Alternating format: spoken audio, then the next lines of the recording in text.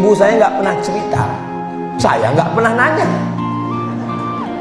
Tapi ketika dia tua, saya bawa pengajian kemana-mana, ngaji saya bawa ke Medan.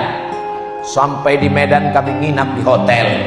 Kata dia, kawanku mau datang, terserah mak, mau datang ke kamar atau kita di lobi bawah. Di bawah aja lah, nggak enak di atas. Yalah, di bawah. Saya biarkan mereka ngobrol, saya nguping.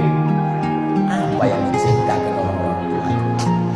Temannya nanya, apa yang kau doakan anak? Kata mak saya menjawab, setiap malam ku bacakan anakku Al-Fatihah 100 kali. Saya dengar terkejut saya, dia nggak pernah cerita.